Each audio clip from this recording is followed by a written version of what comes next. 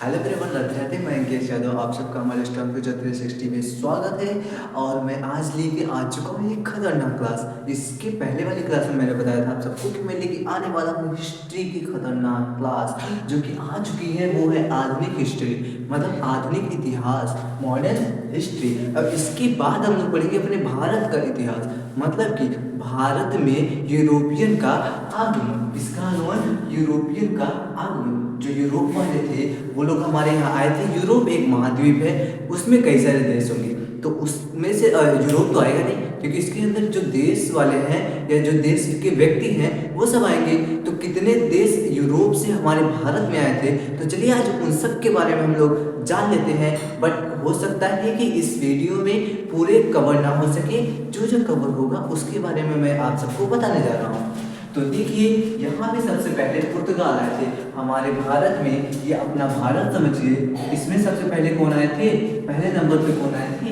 पुर्तगाल वाले आए थे, यानी कि पुर्तगाली आए थे। और सेकेंड नंबर पे डच, हॉलैंड, और उसको क्या बोला जाता है? नीदरलैंड बोला जाता है। थर्ड नंबर पे ब्रिटिश, कौन आए थे? ब्रिटिश, जिन्हें बोला जाता है कि ब्रिटिश ने सबसे ज्यादा शासन हमारे भारत पे किया था। फोर्थ नंबर पे आते हैं डेनिश, और अब जिसे कहा जाता है डेनमार्क। फिफ्थ नंबर पे फ्रांस वाले हैं। तो यहाँ तक तो आप सबको समझ में आया यूरोपियन का भारत में आगमन। बट एक बात और हम लोग को जाननी होगी कि क्यों आए, क्यों ये लोग क्यों आए। तो चलिए इसके बारे में हम लोग डिस्कस करते हैं। हाँ, तो हम डिस्कस करने जा रहे हैं कि यूरोपियन को हमारे भारत में आना क्यों पड़ा। देखिए, अब हम लोग इसे मान लेते हैं यहाँ पे यूरोप, क्या मान लेते हैं? यूरोप। और यहाँ पे ये है हमारा, मान लीजिए यहाँ पे ये हमारा है भारत। ये यूरोप, यूरोप, ये यूरोप हम लोगों का क्या है यूरोप? यूरोप एक महाद्वीप है। क्या है? महाद्वीप, यानी कि कॉन्टिनेंट है। तो यहाँ से जो भारत है, इसमें ये स्थलीय मार्ग था। ये क्या है? रास्ता है जो स्थलीय मार्ग है। स्थलीय मार्ग, कौन सा मार्ग? स्थलीय मार्ग, मतलब कि ये स्थान से, मतलब कि जमीनों से होकर के ये हमारे भारत तक रास्ता था। कहाँ तक? हमारे भारत तक। और ये किस लिए रास्ता बनाया गया था? इससे, मतलब यूरोप से और हमारे भारत से पहले से ही क्या होता था? व्यापार होता था। क्या होता था? व्यापार होता था। किस किस चीज का व्यापार होता था? खासकर दो चीजों का व्यापार होता था। पहला मसाले का, दूसरे नंबर पे जो होता था वो होता था वस्त्र का। किसका होता था? वस्त्र का। मतलब कि अब आप इससे ये समझ सकते हैं कि हमारे भारत में पहले किस चीज़ों का सबसे ज़्यादा व्यापार हो, मतलब सबसे ज़्यादा क्या उगता था? तो वस्त्र, यानी कि वो कॉटन, जिससे रुई से, जिससे हम लोगों का क्या बनता है? रुई से हम लोगों का बनता है वस्त्र, यानी कि कपड़ा बनता है। और मसाले तो आप जानते ही हैं कि सब्जियों में यूज होता है। तो ये जो चीज़ें हमारे भारत में सबसे ज़्यादा उपलब्ध थी। तो यहाँ पे हम देखिए, यूरोप और भारत के बीच में ये था, एक रास्ता था। तो इन्हें समुद्री रास्ते की जरूरत क्यों पड़ी, ये हम लोग बात करने जा रहे हैं। कि यहाँ पे एक था, यहाँ पे एक देश था जिसका नाम था कस्तुनतनिया। क्या नाम था उस समय क्या नाम था? कस्तुनतनिया। क्या नाम था? कस्तुनतनिया। अब उसके बाद में, अब उसका नाम है तुर्की। क्या नाम है? तुर्की। आप सब समझ रहे होंगे तुर्की। कस्तुनतनिया एक देश था जिसको, मतलब कि एक अरब क्या था? अरब लोगों को अच्छा नहीं लगता था कि ये यूरोप वाले जाए, हमारे हमारे भारत में आए और आकर के हम लोगों से, मतलब कि व्यापार करें। इन लोगों को अच्छा नहीं लग रहा था। तो इन्होंने सोचा कि क्यों ना हम इस तुर्की पर राज करें, मतलब कि इस तुर्की पे कब्जा कर ले। क्या कर ले? कब्जा कर ले। जब कब्जा करेंगे तो राज हमारा होगा, तो हम किसी को आने जाने नहीं देंगे। तो ये जो तुर्की है, इस पे अरब ने 1453 में, कब? 1453 में कब्जा कर लिया। क्या कर लिया? कब्जा कर लिया। 1453 में जब कब्जा कर लिया तो उन्होंने यूरोप वालों को मना कर दिया। क्या? मना कर दिया कि भाई अब हम तुम्हें नहीं जाने देंगे, यदि तुम जाओगे तो मुझसे लड़ाई करके जाओगे। तो इतना साहस नहीं था यूरोप वालों में कि वो अरब का सामना कर सके। तो उन्होंने सोचा कि यार भाई, अब ये लोग भारत तो हमें नहीं जाने देंगे, फिर भी हमें जरूरत तो पड़ेगी ही, कि हमें मसाले की जरूरत पड़ेगी, कपड़े की जरूरत पड़ेगी। तो इसका सोल्यूशन इन लोगों ने सोचा कि स्थलीय मार्ग है। कौन सा मार्ग है? स्थलीय मार्ग।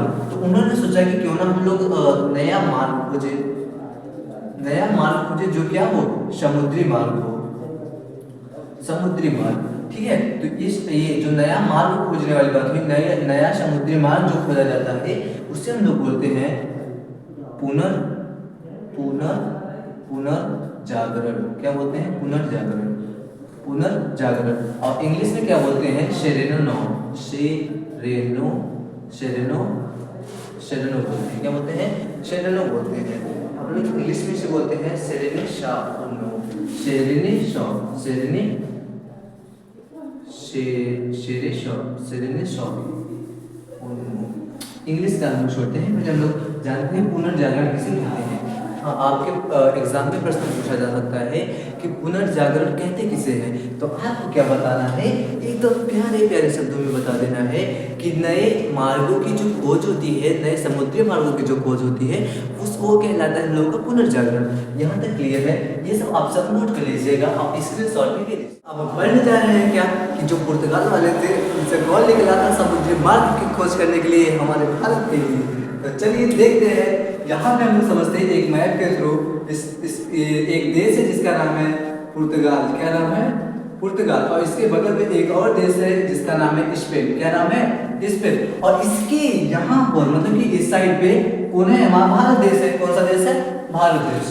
कौन सा देश है भाई? भारत देश। और यहाँ पे क्या होते हैं? दो कंडीशंस।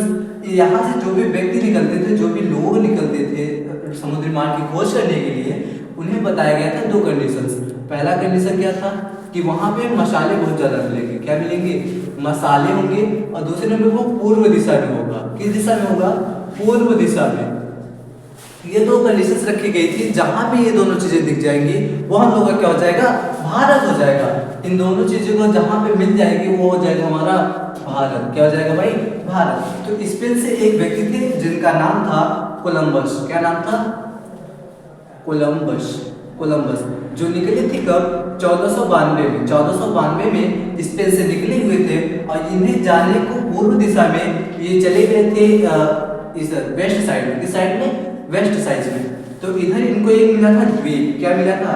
द्वीप, सॉरी द्वीप, जिसका इन्होंने नाम रख दिया। मतलब सॉरी, पहले नाम के बारे में ना बता करके हम लोग बताते हैं क्या कि इसका नाम कैसे पड़ा। यहाँ पे दो कंडीशन रखी गई थी भारत के लिए।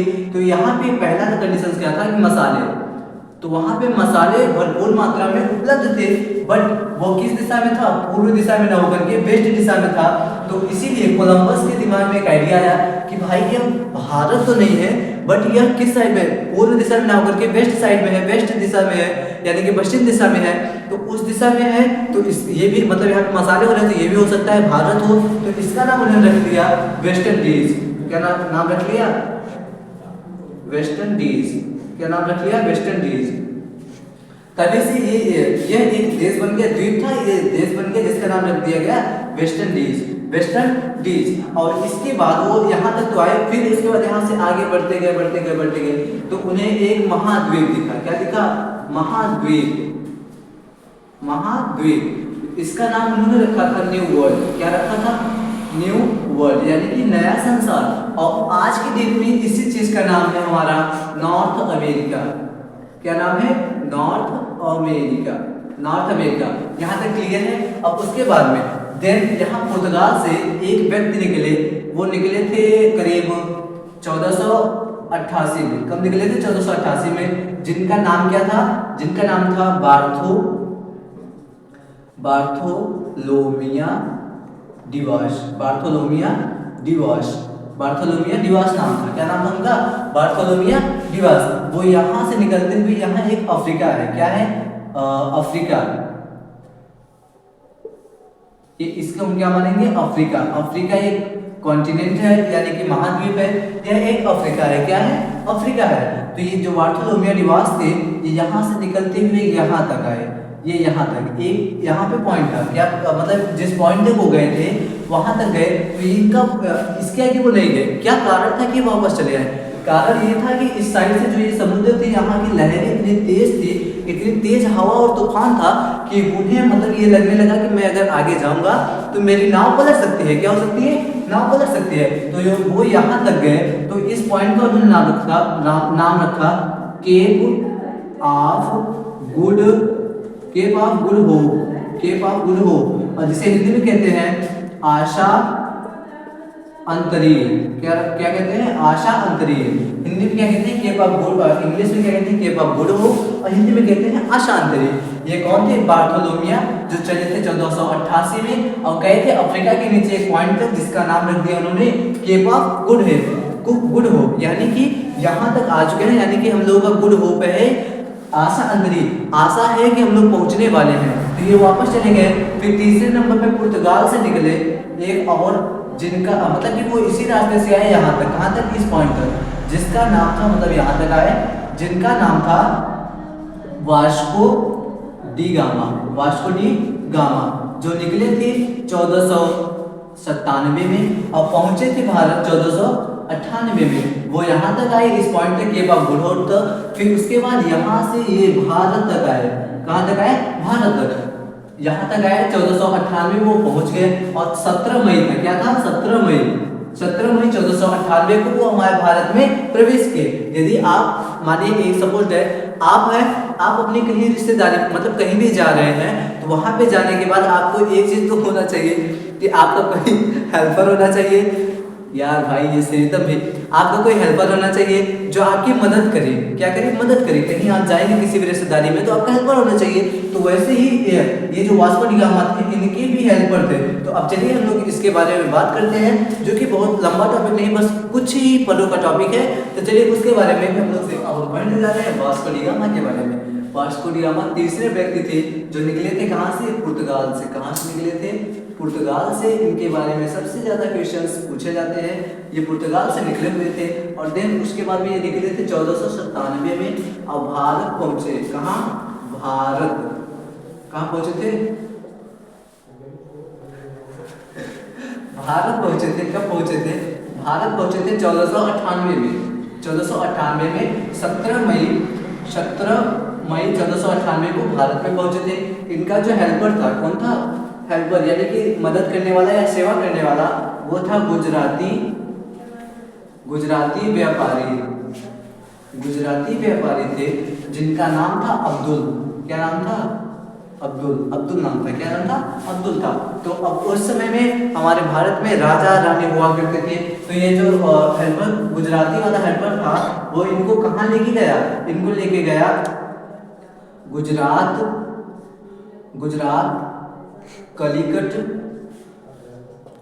बंदरगाह। कहाँ लेके गया? गुजरात के कलिकट बंदरगाह में लेके गया और वहां पे इनके स्वागत के लिए जो थे, इनका स्वागत जो करने वाले थे, वो थे राजा जमोरिन। कौन थे? राजा जमोरिन। यहाँ तक क्लियर है? देखिए वास्को डी गामा जो थे वो पुर्तगाल से चले हुए थे। वो 1497 से चले थे, 1498 में भारत पहुंचे थे। यानी कि 17 मई 1498 को भारत में पहुंच गए। और देन उसके बाद में इन्हें कोई हेल्पर चाहिए था, जिसका नाम था गुजराती व्यापारी था और जिसका नाम था क्या?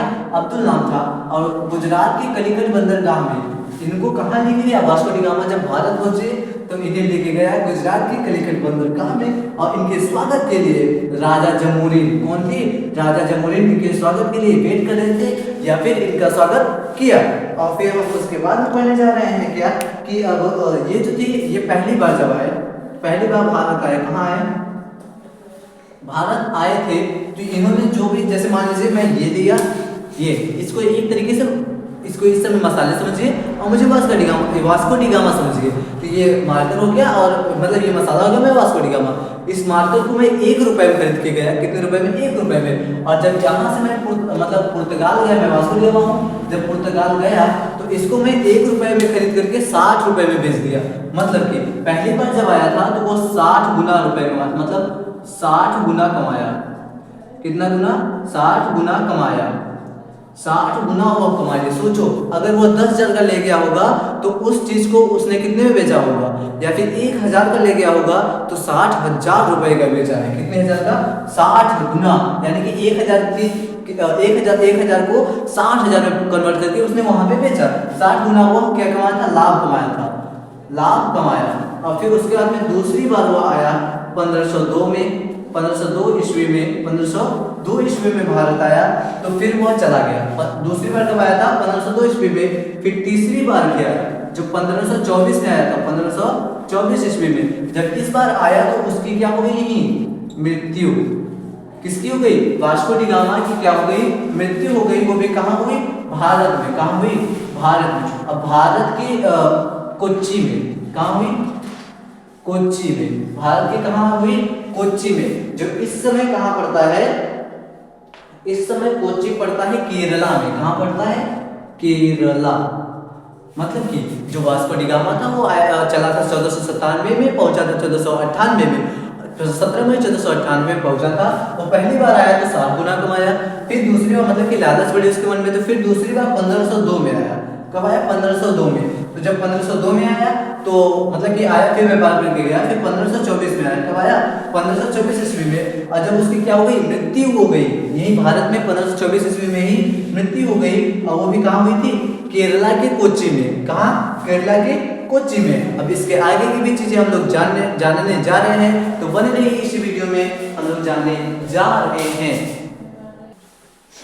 देखिए, पुर्तगाल ने भारत में अपनी पहली कोठी, मतलब कि पुर्तगाल वाले जो थे वो भारत में आए थे, तो उन्होंने सोचा कि हम लोग अपनी पहली कोठी यानी कि सेंटर कहाँ बनाए। जैसे आप कहीं जाओगे व्यापार करने के लिए, आपको रहन सहन की जरूरत तो पड़ेगी। उसी तरीके से ये जो कोठी है, कोठी का मतलब होता है सेंटर, किसी एक जगह को पकड़ना और उसको पूरा अपने कब्जे में कर लेना। जो 1503 में पुर्तगाल ने भारत में अपनी पहली कोठी 1503 में कोच्चि में बनाया। कहाँ बनाया? कोच्चि में। कोच्चि में ही किसका देहांत हुआ था? वास्को डी गामा का। कोच्चि में, यानी कि कोच्चि कहाँ है? केरला में। कोच्चि है हमारा केरला में, और अपना स्थापित किए वो लोग। पहले जो उनका कोठी थी, सेंटर थी, उन्होंने 1503 में कोच्चि में यानी कि केरला में स्थापित किया। और दूसरी जो थी वो कन्नूर में। कहाँ? दूसरी वाली जो थी वो कन्नूर में। और फिर एक पॉइंट है, पुर्तगाली कंपनी का नाम, अगर वो लोग कहीं हैं तो उन्हें अपनी कंपनी बनानी होगी जिससे उनकी बिक्री या व्यापार ज्यादा हो सके। तो उन्होंने पहली कंपनी का मतलब उन्होंने अपनी कंपनी का नाम एस्टाडो द इंडिया रखा। क्या रखा? एस्टाडो द इंडिया। और फिर वो जब कंपनी बनाए तो कंपनी में कोई होता है मैनेजर, प्रिंसिपल। तो वहाँ के जो गवर्नर बने, कौन थे? गवर्नर। मतलब कि गवर्नर, कोई कंपनी है उसका देखभाल करने वाला जो पहले आदमी बने, पहले व्यक्ति थे, पहले पुर्तगाली गवर्नर फ्रांसिसी डी अल्मेडा। कौन बने? Francisco de Almeida. कब बने थे? 1505 में। कब बने थे? 1505 में। ये जो फ्रांसिसी डी अल्मेडा थे, ये अपने आप को बहुत दिमागदार समझते थे। भाई बोल रहे थे कि ये भारत है और ये जो इधर से और इधर से जो व्यक्ति थे, इन्होंने खोज तो कर दी थी रास्ते की, तो जो और देशों के लोग थे वो लोग सोचेंगे कि मैं जाऊंगा, मैं भी व्यापार करूंगा, मैं भी व्यापार करूंगा। तो ये बहुत दिमागदार अपने आप को समझता था। इसने कहा कि इन सब जगहों पे बंद कर दो, इधर पूरा मतलब कि बंद करवा दिया। इसके व्यक्ति बहुत ज्यादा हो गए थे, तो इसने क्या किया? इधर से बंद करा दिया। और इसने क्या किया? एक ब्लू वाटर पॉलिसी, क्या? ब्लू वाटर पॉलिसी लागू किया। ब्लू वाटर पॉलिसी लागू किया। ब्लू वाटर पॉलिसी मतलब कि यही अपने वाटर पे ऐसा अधिकार जमा लिया कि कोई भी किसी को अंदर मत आने देना। इधर से जो व्यक्ति थे उधर से अंदर जाते, इधर से बाहर आ जाते। इसीलिए इसने दोनों तरफ लगवा दिया कि जो अंदर आ जाएगा वो बाहर नहीं जाएगा, और जो बाहर चला गया है वो अंदर नहीं आएगा। और देन उसके बाद में ये जो पुर्तगाल वाले थे ब्लू वाटर पॉलिसी का मतलब है समुद्र पर नियंत्रण। समुद्र पर नियंत्रण। समुद्र पर नियंत्रण। नियंत्रण। वो लोग क्या करते थे, मतलब ये चाहता था कि समुद्र पर, फ्रांसीसी जो डी अल्मेडा था, ये चाहता था कि समुद्र पर केवल हमारा अधिकार हो, कोई भी इस रास्ते से ना आ पाए, इस रास्ते से कोई भी भारत में व्यापार करने के लिए ना आ पाए। तो इसने एक लागू किया था क्या? Blue water policy. और फिर ये इसको मतलब फिर दूसरे जो गवर्नर थे, क्या? दूसरे गवर्नर जो दूसरे गवर्नर बने उनका नाम था अल्बुकर। क्या नाम था? अल्बुकर। क्या नाम था? अल्बुकर। दूसरे गवर्नर का नाम था अल्बुकर। ये इससे भी दिमागदार था। क्या था? इससे भी दिमागदार था। और इसने इसे एक चीज और कहा जाता है, भारत पुर्तगालियों का पुर्तगाली का संस्थापक। इसका अर्थ क्या हुआ? पुर्तगाली का संस्थापक मतलब पुर्तगाल वालों को भारत में संस्थापन करना। अपने व्यक्तियों को भारत में संस्थापन करना, अपने देश से व्यक्तियों को ले आना और भारत में क्या करना, रख देना, अपने देश से ले आना और भारत में रख देना। तो इसने ये किया। पुर्तगाली के संस्थापक, अगर आपके क्वेश्चन में ये प्रश्न आता है कि अल्बुकर क्या था या फिर पुर्तगाली का संस्थापक कौन था, तो आप लोग क्या बताएंगे, अल्बुकर। क्या बताएंगे, अल्बुकर। फिर इसने यह दिमागदार तो था ही, इधर लिया। उसके बाद 1510 में, कब, 1510 में गोवा पर विजय हासिल किया। गोवा पर विजय हासिल किया। विजय हासिल का क्या मतलब है, मतलब कि विजय हासिल किया। और जो था ये बहुत ही दिमागदार आदमी था, अल्बुकर। तो यह गया गोवा पर, और यहाँ पे राजा हुआ करते थे। कौन हुआ करते थे, राजा। तो कोई मतलब राजा थे जिन्हें हरा करके इसने क्या किया था, ये गोवा पर अपना साम्राज्य बना लिया था। वो थे कहाँ के राजा थे, अरे यार सॉरी, राजा राजा राजा राजा बीजापुर। कहाँ के, बीजापुर के कौन थे, ऊपर लिखो। यदि आप सबको बताया तो आप लोग बताइए, वरना मैं बताऊंगा। ऊपर लिखो, ऊपर। राजा थे, कौन थे, गोवा पे हासिल किया। कैसे, एक राजा को हरा करके, जो राजा कहाँ थे, बीजापुर के राजा थे। और उस राजे का क्या नाम था, आदिल शाह। क्या नाम था, आदिल शाह। क्या नाम था, आदिल शाह। मतलब कि बीजापुर के आदिल शाह को, बीजापुर के राजा आदिल शाह को हरा करके गोवा पर विजय हासिल किया। कब, 1510 में। उनका नाम क्या था, अल्बुकर। अल्बुकर ने इतनी, मतलब समझ सकते हो कि वो कितना दिमागदार था कि इधर जो भारत है, इधर गोवा पड़ता है, तो इधर से शायद वो लोग शुरू किए थे। तो यहाँ पर ही सबसे पहले अपने हक को जमा लिया। अपने हक को क्या किया, जमा लिया कि मैं यहाँ से किसी को अंदर नहीं आने दूंगा। तो सबसे पहले यही से शुरू हुआ। 1510 से इन लोगों का, मतलब पुर्तगालियों का भारत पे अधिकार पाने की इच्छा शुरू हुई। अब और बातें भी जान लेते हैं। तो ये जो अल्बुकर थे, दूसरे गवर्नर थे, कहाँ के, दूसरे गवर्नर थे, एस्टाडो दे इंडिया कंपनी के दूसरे गवर्नर थे। तो इन्होंने पहला काम किया था, पहला मतलब कि ये जो थी, यही थे किसके, पुर्तगालियों के संस्थापक थे। और दूसरे नंबर पे उन्होंने पढ़ा कि ये क्या किए थे, गोवा पे अधिकार प्राप्त किए थे। कब, 1510 में गोवा पे अधिकार प्राप्त किए थे। किसको हरा करके, बीजापुर के आदिल शाह को, बीजापुर के आदिल शाह को हरा करके, बीजापुर के आदिल शाह को हरा करके इन्होंने गोवा पर क्या किया था, अपना अधिकार प्राप्त किया था। इन्होंने अधिकार प्राप्त किया। और फिर तीसरे नंबर पे देखते हैं कि ये इन्होंने ये अल्बुकर जो थे, इन्होंने सोचा कि अब हम लोग कितने लोग आएंगे पुर्तगाल से, कितने भाई, मतलब समय लगता था, ज़्यादा समय लगता था, समुद्री मार्ग था, इतने समय ये फ्लाइट नहीं था कि उड़ के आ जाएंगे, तो बहुत ही समय लगता था। तो इन्होंने जोर दिया किस पर, इन्होंने जोर दिया किस चीज पर, भारतीयों से संबंध बनाने पर, भारतीयों से वैवाहिक संबंध बनाने पर। इसका क्या अर्थ है, मतलब कि ये जो अल्बुकर थे, इन्होंने सोचा कि यार कितने लोग हमारे वहां से आएंगे, तो इन्होंने कहा कि भाई सब लोग जाओ भारतीयों से ही शादी कर लो। तो भारत वाले भी खुश थे कि यार शादी कर रहे हैं तो करने दो। तो उन्होंने क्या किया, भारतीयों पर वैवाहिक संबंधों पर जोर दिया। कौन थे, अल्बुकर ही जोर दिए थे, जिसकी वजह से पुर्तगालियों का भारतीयों के साथ क्या होने लगा, संबंध यानी कि विवाह होने लगा। अब इतनी चीजें हम लोग देख चुके हैं। अब देख लीजिए एक चीज और है जो पुर्तगाल के द्वारा दिया गया है। पुर्तगालियों की देन, मतलब वो लोग आए थे, सब कुछ तो लूट के चले गए, मतलब के दिए गया। तो देखिए वो लोग सब लूट के चले गए, बट कुछ चीजें दे के चले गए। पहली चीज खेती में तंबाकू, क्या, तंबाकू और आलू, तंबाकू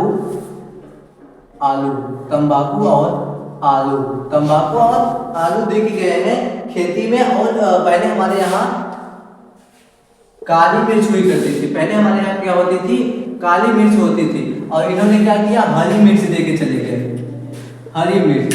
यानी कि खेती वालों को इन्होंने 3 चीज दिया, एक तंबाकू जिसकी वजह से आज हमारी पूरी दुनिया खत्म होने वाली है, दूसरे आलू दिए जो हम लोग खाते हैं, और और तीसरा हरी मिर्च दी है, पहले काली मिर्च होती थी अब हरी मिर्च हो रही है। और फिर उसके बाद में दूसरे नंबर पे होती है प्रिंटिंग प्रेस। क्या दिया?